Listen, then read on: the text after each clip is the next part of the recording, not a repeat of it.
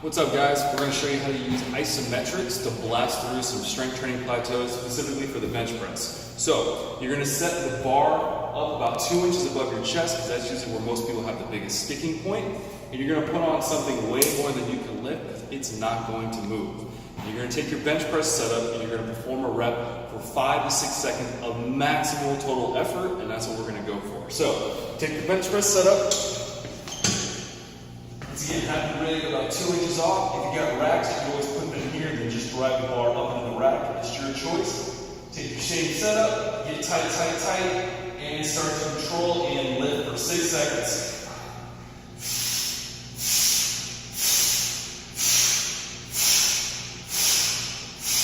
And relax. So, since it's maximal effort, it's not moving, that's going to help you blast through that sticking point. So when you go back to your normal set, you're going to have a little bit more control and strength coming out of that hole.